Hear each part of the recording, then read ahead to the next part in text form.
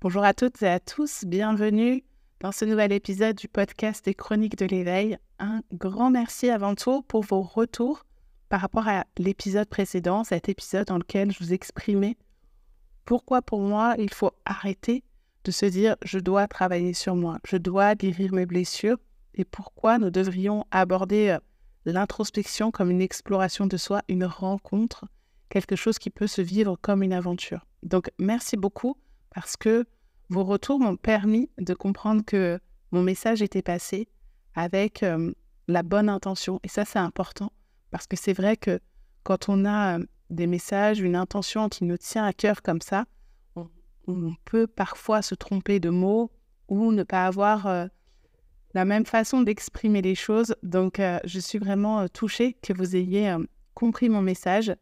Aujourd'hui, j'ai envie d'aller un petit peu plus loin dans cette introspection. Maintenant que je vous ai dit quelle posture vous pourriez adopter, je vais vous expliquer pourquoi, pour moi, il me paraît important de vivre cette introspection le plus possible de façon autonome.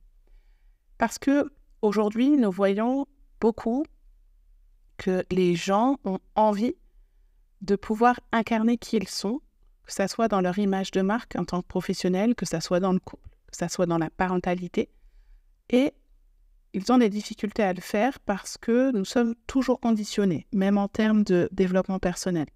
Et pour moi, être autonome dans son introspection, je ne sais plus si je l'ai dit dans l'épisode précédent, mais c'est pas grave, c'est toujours bon de le répéter, eh bien ça permet d'affûter notre discernement, notre libre arbitre.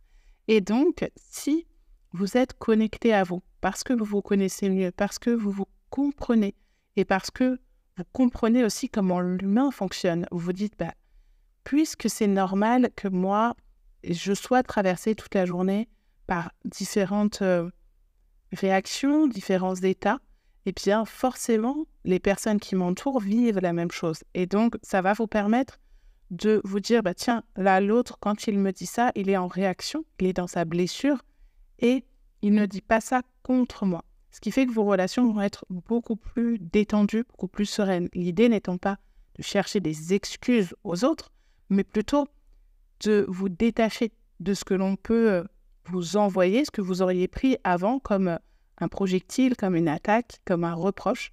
Eh bien, vous allez vous dire, en fait, là, quand il me dit ça, c'est son besoin d'être rassuré ou d'être valorisé, d'être entendu.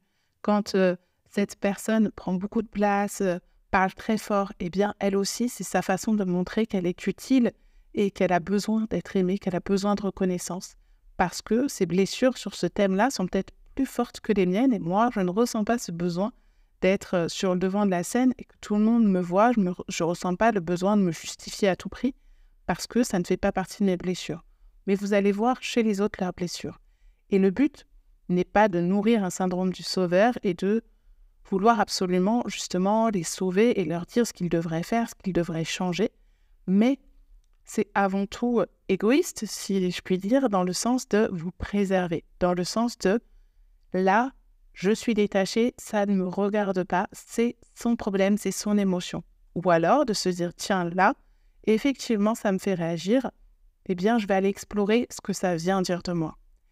Et donc, j'avais envie de vous parler de ça parce que il y a un autre débat qui est celui de, attention, dans le développement personnel, aujourd'hui, il y a beaucoup de coachs, ou même dans le marketing, il y a beaucoup de coachs, beaucoup de thérapeutes, beaucoup de personnes qui proposent des soins de thérapie alternative, holistiques, qui peuvent être des gourous, qui peuvent vouloir nous arnaquer, qui peuvent vouloir nous prendre tout notre argent. Et ou alors, il y a cette idée qu'il y a énormément de choix de thérapie et on ne sait pas quoi essayer. Donc, quand vous êtes autonome dans votre introspection, quand vous avez cette conscience de voir ce que vous ressentez, ce qui vous fait réagir, et donc le besoin qui n'est pas nourri en ce moment, ou qu'il y a une partie de vous qui est blessée et qui réagit à quelque chose, même si vous n'arrivez pas à mettre des mots dessus, eh bien, c'est à ce moment-là que vous allez pouvoir utiliser ce discernement pour vous dire « je constate que ma difficulté vient de telle thématique et donc je vais m'adresser à un expert dans cette thématique.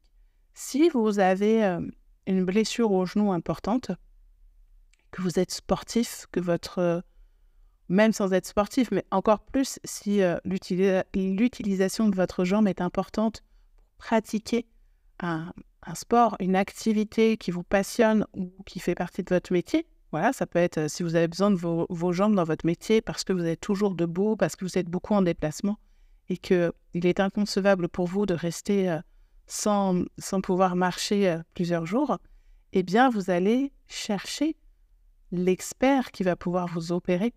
Vous allez chercher le spécialiste qui va pouvoir comprendre ce qu'il se passe dans votre genou pour en prendre soin, pour que tout se passe au mieux et que vous ayez le moins de séquelles possible. Ou la rééducation, vous allez chercher le meilleur centre de rééducation possible pour ne pas avoir de séquelles de cette blessure. Eh bien, en développement personnel, nous devrions faire la même chose. Au lieu de chercher sur Internet le premier thérapeute que l'on croise ou de se dire parce que notre voisine, notre collègue, notre copine nous a dit « Ah, moi j'ai essayé l'hypnose, c'était génial pour moi », peut-être que vous, ce n'est pas l'hypnose dont vous avez besoin, peut-être que c'est une autre pratique. Ça peut être une thérapie par le corps ou ça peut être une thérapie plus en termes de mental, de besoin de parler, d'exprimer des choses ou d'aller ressentir des choses. Enfin bref, parfois on a besoin de pratiques qui vont être différentes, même pour nous-mêmes. Et donc le but, c'est pas d'essayer comme une dégustation un petit peu toutes les thérapies, tous les accompagnements qui existent. C'est plutôt de prendre le temps de savoir voilà de quoi j'ai besoin. Tiens, là, j'ai trouvé un expert dans ce domaine.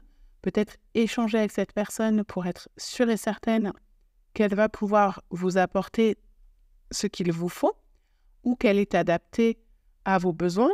Par exemple, un entrepreneur qui cherche un coach, il ne va pas prendre le même coach s'il en est au début, au lancement de son entreprise ou s'il fait 100 000 euros ou 1 million d'euros par an. Parce que la posture, les problématiques, les enjeux ne sont pas les mêmes. La façon de penser, les stratégies ne sont pas les mêmes. Si vous n'avez pas d'équipe ou si vous avez une équipe, ça va être différent.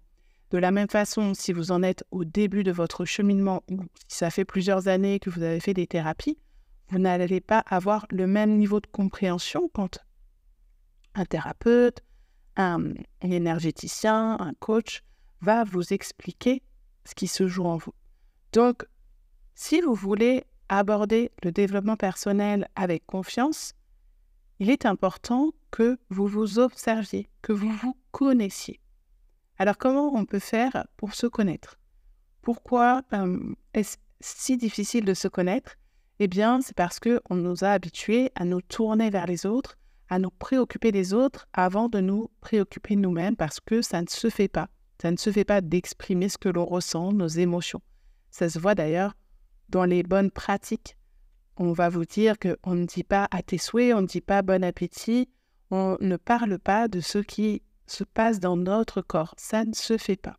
Donc quand on a grandi dans des familles qui nous ont partagé tout ça, ou alors qui nous disaient « arrête de pleurer, sinon je t'en colle une autre », comme j'ai pu avoir comme retour dans mon enfance, eh bien on nous a appris que nos émotions n'avaient pas le droit d'exister. Et c'est toute la difficulté quand ça fait des années que vous ne vous autorisez pas à rêver, à ressentir ce qui se passe en vous, de comprendre qui vous êtes. Alors, parfois, il est important, il est nécessaire de pouvoir explorer notre carte natale, notre thème natal, ça va nous aider. Mais l'explorer en l'utilisant comme un guide, pas comme une définition de qui nous sommes. Parce que si vous avez une interprétation déjà, si on prend en astrologie d'un astrologue à l'autre, vous n'allez peut-être pas avoir le même retour. Parce que chacun va explorer cette carte natale de façon différente. Il y en a qui vont l'explorer d'une façon très descriptive, d'autres ça va être dans une idée de réparation, il y en a ça va être avec un regard plus chamanique, plus alchimique, donc vous n'allez pas l'aborder de la même façon. Moi par exemple, je travaille avec le thème natal tarologique et donc j'ai fait plusieurs formations pour devenir plus experte dans l'interprétation de ce thème Et même avec les 3 formatrices différentes avec qui j'ai fait ces formations, parfois les interprétations peuvent changer. Et ensuite, d'une personne à l'autre, oui, il y a des mots-clés, il y a des interprétations, mais c'est l'expérience, c'est la perception de la personne qui fait qu'on va aller dans un sens, dans une signification plutôt qu'une autre. Parce que ça va nous évoquer des symboles, des archétypes. Et ce qui est important, c'est de voir là aujourd'hui, qu'est-ce qui résonne avec vous par rapport à cette interprétation. Donc, voilà un des premiers outils qui m'a aidé personnellement à mieux me comprendre dans le sens que parfois, on croit que l'on porte des choses en termes de qualité, de dons, de compétences. Et soit on n'en a pas conscience parce que c'est tellement naturel que l'on pense que tout le monde est comme nous, soit on nous a reproché d'être comme ça. C'est souvent le cas avec la gentillesse, la générosité, le fait d'être au service des autres. Parfois, on va nous faire penser que c'est une mauvaise qualité, plus un défaut. Ou quand on le subit, on va vivre ça comme quelque chose un peu trop bonne, trop conne. De toute façon, je me fais toujours avoir, je suis trop gentille, et comme quelque chose qui vient nous poser problème, qui vient nous desservir, voilà, chercher le mot, plutôt que de servir les autres ou de nous servir. Alors que si en outil, mais dans ton thème, ça se voit que en fait, tu as un passif dans toutes tes vies, il faut être ouvert à ça, mais dans toutes tes vies, on voit que tu fais partie de la famille des personnes qui sont au service des autres, comme l'abbé Pierre, comme Mère Teresa. C'est inné en toi, en fait. Il n'y a pas d'arrière-pensée. Tu ne fais pas ça pour prouver quelque chose. C'est naturel. Et donc, sois fier de ça. Fais-en une force. Et quand vous en faites une force, ça vous aide à être pleinement dans cette fameuse mission de vie, cette intention de vie. Et ça vous aide aussi à surmonter les défis de la vie. Donc, aborder son thème natal, ça nous permet aussi de comprendre ce que l'on porte, qui nous a été transmis par notre famille, dans notre façon de penser, dans certaines loyautés, certains traumatismes. Et d'ailleurs, par rapport aux traumatismes partagés par la famille, par les différentes générations, il y a la psychogénéalogie. Donc moi, je me suis formée en psychogénéalogie parce que j'ai été adoptée. Donc j'ai une histoire de vie familiale un petit peu compliquée.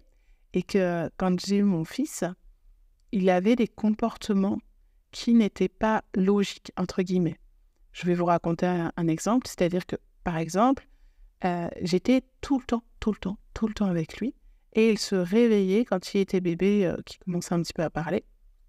Alors déjà, il se réveillait tout le temps, et il se réveillait parfois en pleurant, en me disant « ma maman me manque ». Et j'ai compris que ça n'avait rien à voir avec lui, c'est que j'avais perdu ma maman biologique à 2 ans et demi, brutalement, et que j'ai toujours vécu ça un petit peu en cachant ça sous le tapis parce que je n'avais pas d'autre choix, en fait, en termes de survie, que d'apprendre à vivre avec, et sans jamais me poser la question de « mais est-ce que ça t'a fait de la peine ?» sans jamais refaire monter vraiment cette émotion de douleur de petite fille qui avait perdu sa maman, parce que eh bien, mon système nerveux me protégeait, n'avait pas envie de se reconnecter à la souffrance que ça avait dû être à 2 ans et demi de perdre sa maman, puis d'être abandonné par son géniteur. Donc, j'avais caché tout ça. Et le problème, c'est que j'ai transmis cela à mon fils. Et que, en plus, quand on va voir dans son thème, on voit qu'il a la blessure d'abandon, et que du côté de son papa, il y a eu des histoires aussi d'abandon. Donc, le pauvre, en transgénérationnel et en karmique, on pourrait dire ça, il porte la blessure d'abandon et ça se voit dans son comportement. On voit très bien qu'il a cette peur, même s'il est très rassuré, en confiance et très sociable, on voit qu'au fond de lui, il y a quand même ce besoin de ne pas se sentir seul et de ne pas se sentir abandonné par les gens qu'il aime et qu'il rassure. Donc quand on sait ça, eh bien, on sait que quand il a un chagrin, quand il a une peur, quand il se réveille la nuit pour nous appeler, c'est juste qu'il a besoin d'être rassuré, que ça fait partie de lui. Donc, vivre pleinement, activement son thème, ça permet de mieux se connaître. Ça ne doit pas servir d'excuse, comme certaines personnes. « Ah, toi, t'es cancer, donc forcément, t'es ceci. Ah, toi, en tant que poisson, t'es comme ça. Ah, tous les capricornes sont comme ça. » Non, parce que il y a énormément de subtilités, que ça soit par rapport aux planètes ou par rapport aux énergies, comme les énergies du tarot de Marseille. Donc, en psychogénéalogie, ce qu'on va aller voir, c'est les dates anniversaires, c'est des schémas répétitifs, c'est des loyautés familiales, c'est-à-dire un comportement que l'on répète par loyauté inconsciente. Alors il y a des choses qui sont visibles, ça peut être de père en fils ou de père en fille même. Il y a beaucoup de familles où le deuxième prénom, c'est Marie. On va donner le prénom de quelqu'un qui est en lien avec la famille. Alors, imaginez si on donne le prénom de quelqu'un qui est décédé ou d'un enfant qui est décédé brutalement pour lui rendre hommage, eh bien, on met notre enfant sur la lignée, un peu à suivre le destin de cette personne qui est décédée, qui n'a pas pu mener sa vie à long terme. En fait, c'est souvent quand vous avez une sensation de ne pas être sur votre chemin, c'est qu'il y a quelque chose à aller explorer en psychogénéalogie. Alors là, c'est des suppositions. C'est comme le reste à aller voir au cas par cas. Donc, si vous êtes né après un bébé qui est décédé, une fausse couche, ça va avoir un impact aussi sur vos émotions. Si, pendant la grossesse de votre mère, elle a ressenti un grand stress, je ne sais pas, elle s'est fait cambrioler ou elle s'est fait agresser, eh bien, ça peut expliquer certaines angoisses que vous avez. Si vos arrière-grands-parents ont vécu les chambres à gaz, vous avez des familles qui ont vécu la Seconde Guerre mondiale avec... aujourd'hui, il y a toujours des guerres, donc si vous avez des parents, des grands-parents qui ont dû s'exiler, qui ont souffert de guerres, de génocide, etc., il y aura des répercussions. Je vous invite à faire des recherches sur Internet, ça a été prouvé en épigénétique, que l'on retrouve les traces dans l'ADN des traumatismes.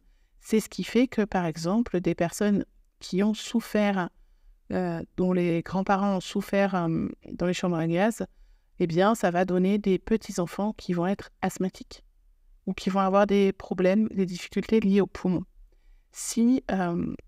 De la même façon, si dans votre enfance, vous avez subi des abus dans un lieu avec une poussière particulière, où il y avait des herbes ou des arbres à côté, et vous avez occulté cela, il est possible que aujourd'hui vous soyez allergique parce que votre corps veut vous protéger de la souffrance qu'il a ressentie à ce moment-là quand vous étiez dans cet environnement. Donc, comprendre l'origine psycho-émotionnelle des maladies ne veut pas dire que vous allez arrêter de vous soigner avec la médecine. Elle va vous aider à comprendre ce que vous avez pu ressentir qui a engendré à un moment donné une faille dans votre immunité ou autre chose. On dit souvent que si on a mal au dos, c'est parce qu'on en a plein de dos. Il y a plein de choses en lien avec les migraines, avec les douleurs du ventre. Déjà, ça peut être juste au niveau des douleurs du quotidien, mais ça peut être aussi en termes de maladies, de cancer, etc. Donc, ce qui peut être bien, c'est que lorsque vous avez une maladie, eh bien, c'est d'aller explorer l'origine psycho-émotionnelle pour voir, comprendre, mettre des mots. Parce que parfois, on se dit, mais pourquoi j'ai ressenti ça ? Ça ne veut pas dire que ça va vous soigner ou vous guérir, mais que ça peut vous aider dans la compréhension psychologique, psychosomatique de ce qui vous arrive. Et donc, dans la connaissance de soi, donc je vous parlais aussi bien du thème natal que de la psychogénéalogie, il y a aussi comprendre en termes de neurosciences et de neurobiologie comment fonctionne justement votre cerveau, votre système nerveux. Comprendre que votre corps, quand il est épuisé, il va demander à manger plus de sucre. Et que si vous mangez plus de sucre, vous êtes plus mal dans votre corps, vous allez avoir plus de mal à dormir. Et que quand vous générez une hormone de stress, eh bien, ça va engendrer tel et tel comportement de votre corps. Ça, on vous l'explique. Et ça, vous arrivez facilement à le comprendre quand vous êtes dans une démarche de santé, de mieux-être, de vouloir perdre du poids, faire attention justement à vos taux de diabète, de cholestérol, à votre foie. Vous allez aller naturellement chercher ces informations où on va vous les communiquer. Maintenant, comprendre que vous avez un système de survie, un système nerveux qui se met en alerte et qui bloque tout comportement qui pourrait paraître raisonnable parce qu'il a peur de mourir, ça, on ne vous l'a pas expliqué. Comprendre que vos neurones créent un schéma, une liaison par habitude et par répétition, on ne vous l'a pas appris. On ne vous a pas appris qu'il était possible de changer ces schémas. C'est-à-dire que dans l'enfance, peut-être qu'à force de vous répéter certains comportements, eh bien, vous avez enregistré des programmes qui vous disent que telle cause amène telle action. Mais aujourd'hui, en tant qu'adulte, votre conscience a évolué. Votre sécurité est différente. C'est-à-dire que votre capacité à vous mettre en sécurité est différente. Et vous n'avez plus besoin de ces programmes. Vous avez besoin de changer vos habitudes, de déprogrammer, reprogrammer votre histoire, ces fameux programmes. Donc, ça se fait en psychogénéalogie, c'est-à-dire de se dire, effectivement, ma mère, ma grand-mère, mon arrière-grand-mère ont vécu, par exemple, des grossesses difficiles, ont perdu des enfants à l'accouchement. Et donc, elles m'ont transmis que donner la vie, ça peut être mortel ou ça peut être dangereux. Donc, je porte dans mon inconscient cette peur douloureuse que donner la vie, eh bien, ça peut être mourir. Ça peut être dramatique. Et donc, mon corps, pour me protéger, va mettre en place un système qui m'empêche de tomber enceinte. C'est un exemple. Je ne dis pas que si vous avez des difficultés à tomber enceinte, c'est lié à ça. Mais il y a beaucoup de possibilités que l'on peut explorer en psychogénéalogie de mémoires transgénérationnelles qui vous sont transmises. De la même façon que si vous avez grandi dans une famille où les couples ont souffert, où vous ne voyez pas l'amour, où vous voyez au contraire que les personnes se faisaient souffrir, eh bien vous avez grandi avec comme programme « l'amour est dangereux, l'amour fait souffrir » et vous allez avoir beaucoup de difficultés à vous engager dans une relation. Si vous avez du mal à défusionner de votre mère, ça va avoir des répercussions dans votre relation femme ou aux hommes. Si dans votre famille, tous les hommes ont abandonné leur famille ou sont morts jeunes, eh bien, ça a peut-être donné un comportement chez les femmes de « on doit se débrouiller seul, on ne peut pas compter sur les autres, on doit être forte, on doit être digne, on ne doit pas montrer nos émotions parce qu'on doit assurer pour notre famille ». Et c'est ce qui va conduire à un comportement aujourd'hui, si vous êtes une femme, de ne pas vouloir vous abandonner à un homme dans le sens de lui faire confiance, que vous allez absolument vouloir être autonome financièrement dans vos choix et que peut-être vous aurez des difficultés à lui laisser de la place, à être aimé, à recevoir son amour, sa bienveillance, sa confiance. Il y a énormément de sujets qui peuvent être traités avec la psychogénéalogie. Donc, je vous invite à prendre un petit moment juste à vous dire tiens, est-ce que je connais mon histoire ? Est-ce que je sais dans quelles conditions j'ai été conçue ? Je ne vous parle pas mais qu'est-ce que vivaient mes parents au moment de la conception ? Comment ont-ils découvert que ma mère était enceinte ? Comment mon arrivée a-t-elle été reçue dans la famille, auprès des proches, auprès de mes parents ? Est-ce que ma mère a dû me cacher ? Est-ce que la grossesse s'est bien passée ? Qu'est-ce qu'elle a ressenti pendant cette grossesse ? Et même les 9 mois avant, ça a des répercussions. Que s'est-il passé au moment de l'accouchement ? Et vous allez voir que parfois, ce qui s'est passé pendant la grossesse a un lien avec vos émotions, a un lien avec des comportements ou des peurs, des réactions que vous avez eues dans votre enfance ou que vous avez toujours maintenant. Donc, pour revenir à ces outils de connaissance de soi que j'ai expérimentés, auxquels je me suis formée et qui peuvent vous aider, il y a donc ce thème natal, il y a la psychogénéalogie, il y a la compréhension de ce qui se joue en nous en termes de neurosciences, donc du cerveau et de neurobiologie, donc comprendre son système nerveux. Vous n'êtes pas obligé d'aller faire des études, d'aller faire des formations. Vous pouvez lire les livres de Ludovic Leroux sur le nerf vague ou des livres sur la théorie polyvagale ou regarder des émissions. Il y a beaucoup de podcasts, de vidéos maintenant qui commencent à parler de la régulation du système nerveux, de comprendre nos comportements c'est pas primitif, mais qui sont liés justement au début de l'humanité où quand on est en réaction, soit on se fige, soit on attaque, soit on fuit. Et donc comprendre que c'est un comportement humain, naturel, et que ce sont des états qui nous traversent plusieurs fois par jour. Et donc que ce sont justement des états et que ce ne sont pas ce que l'on est. Ça n'a rien à voir avec notre valeur. Parce que ça va vous permettre de vous détacher en fait de ces crises d'angoisse que vous pouvez faire, de ces moments où vous êtes totalement en colère contre vous-même, ou vous vous sentez nul ou inutile. Vous allez comprendre qu'on n'est pas obligé d'être tout le temps utile, qu'on n'est pas obligé de se sentir tout le temps aimé, qu'on n'est pas obligé d'être tout le temps en groupe et que l'on peut vivre une solitude qui nous rend solide, pas forcément une solitude qui est subie et qui veut dire qu'en fait, on n'a pas de valeur, que tout le monde nous oublie, que personne ne nous aime, tout le monde nous rejette. Comprendre que ça fait partie des peurs archaïques, la peur d'être rejeté, la peur d'être impuissant ou incapable d'aider ou de réagir ou d'agir, eh bien, ce sont des peurs archaïques qui nous mettent en survie et qui nous déconnectent de ce que nous sommes et de notre vie.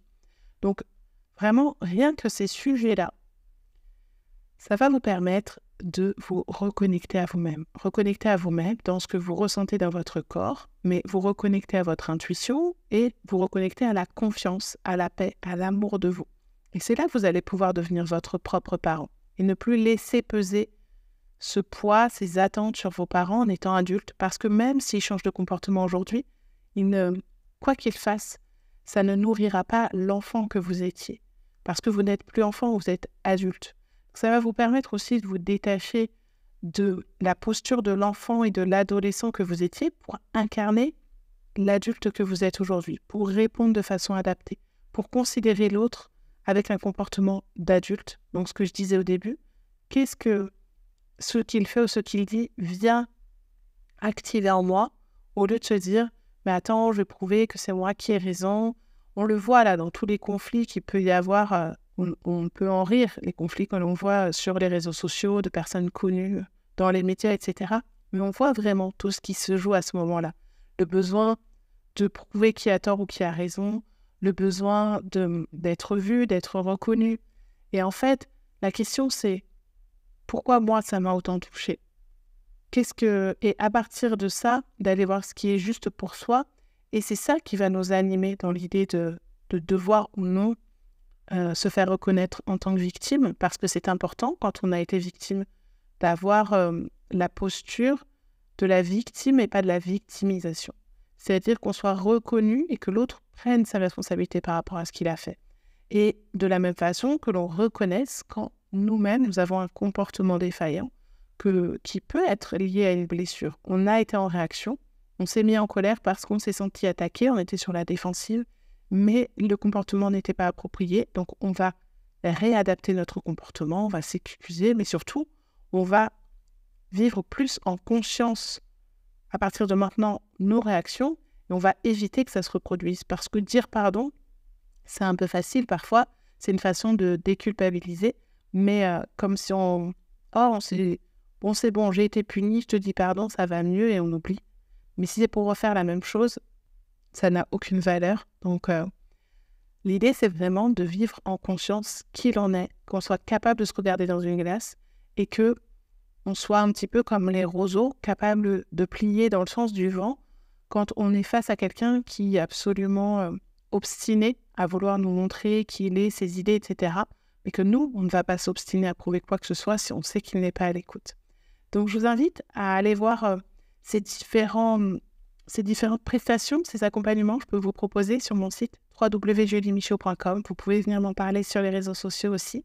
Et vous avez l'atelier Prends ta place qui va vous aider vraiment à découvrir quelle posture vous avez, pour comprendre vos réactions et pour vous déprogrammer certaines loyautés familiales que vous avez et un acte de libération qui va vous permettre aussi de vous détacher par rapport au jugement des autres. Donc, vous pouvez aller voir sur mon site ou me contacter si vous avez des questions. Cet atelier peut se faire en autonomie. Je vous remercie pour votre écoute et je vous dis à très vite pour un nouvel épisode.